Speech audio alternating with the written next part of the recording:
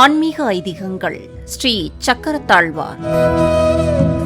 நமது முன்னோர்கள் வழிகாட்டுதலின்படி எத்தனையோ வழிபாட்டு முறைகளை தொடர்ந்து பின்பற்றி வருகிறோம். அப்படி நாம் பின்பற்றும் வழிபாட்டு முறைகள், அதன் சிறப்பான பலன்கள் மற்றும் நமக்கு தெரியாத சில தகவல்கள் பற்றி கூறுவதுதான் ஆன்மீக ஐதீகங்கள் நிகழ்ச்சி.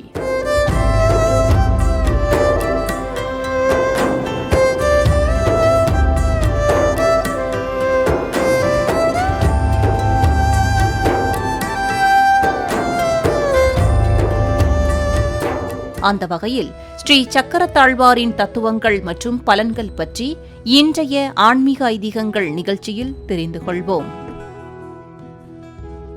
மகாவிஷ்ணுவின் ஆயுதமாக இருக்கும் இந்த சக்கரம் ஆழ்வார்களுள் ஒருவராக போற்றப்பட்டு சக்கரத்தாழ்வார் என உயர்வாக பூஜிக்கப்படுகிறது.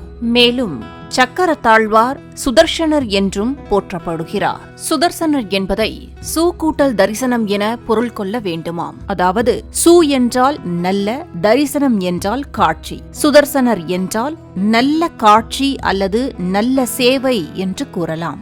சுதர்சனர் அழகானவர், நல்ல பார்வை தருவதோடு ஞானத்தை வழங்குபவர். சுதர்சனரை நாம் ஒருமுறை பார்த்தாலே நாம் கேட்காமலேயே நல்லது நடந்துவிடுமாம்.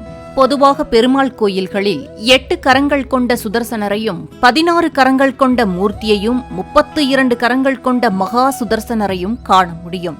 8 அல்லது 16 கரங்களுடன் கம்பீரமாக எழுந்து நிற்கும் தோற்றத்துடன் அறுகோண சக்கரத்திலும் காட்சி தருவார்.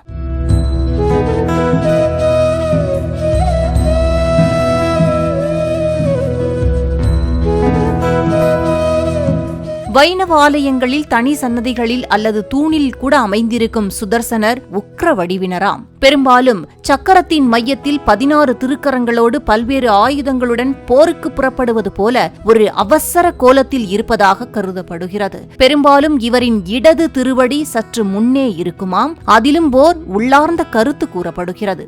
அதாவது போருக்கு புறப்படும் போதோ அல்லது எதிரியை எதிர்கொள்கின்ற போதோ இடது காலை எடுத்து வைத்தால் வெற்றி நிச்சயம் என்று கூறப்படுகிறது.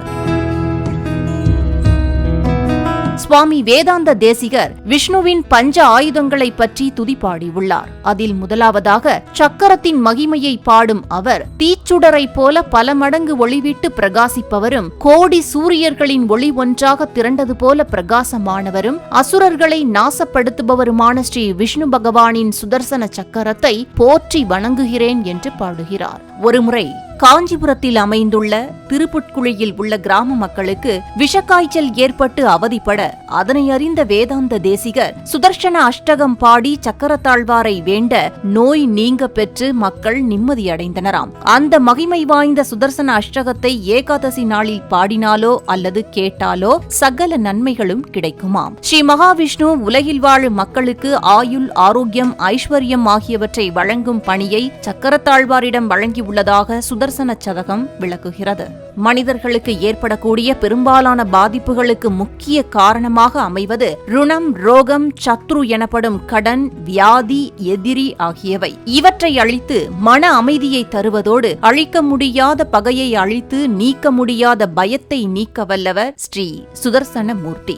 கல்வி தொடர்பான தடைகளை நீக்கி கெட்ட கனவுகள், மன அழுத்தம், துர்சக்திகள் போன்ற பாதிப்புகளில் இருந்து விடுபடச் செய்பவராம் ஸ்ரீ சுதர்சன மூர்த்தி. சுதர்சன சதகத்தை குறிப்பாக முறை தவறாது ஆழ்ந்து தியானித்து பாடியோ கேட்டோ வந்தால் எப்பேற்பட்ட பாதிப்புகளில் இருந்தும் கூட விலக முடியும் என்கிறார்கள்.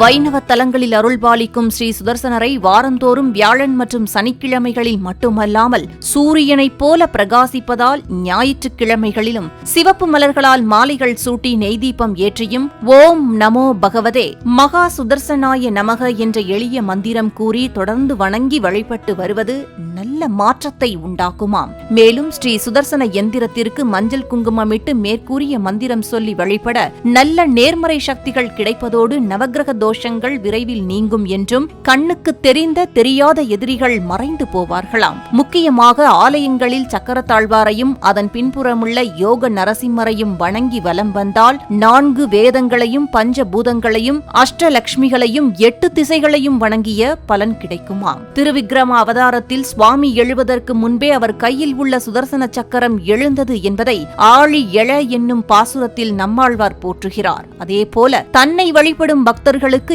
ஏதேனும் துன்பம் ஏற்பட்டால் விரைந்து வந்து காப்பவர் சக்கரத்தாழ்வாராம். நேயர்களே, இன்றைய ஆன்மீக ஐதீகங்கள் நிகழ்ச்சியில் ஸ்ரீ சுதர்சனர் பற்றியும் வழிபடும் முறை பற்றியும் ஸ்ரீ சுதர்சன எந்திரத்தின் பலன்களையும் பார்த்தோம். இனி நாமும் ஸ்ரீ சுதர்சனரை வழிபட்டு இன்னல்கள் இல்லா வாழ்வை பெறுவோம், வளமுடன் வாழ்வோம்.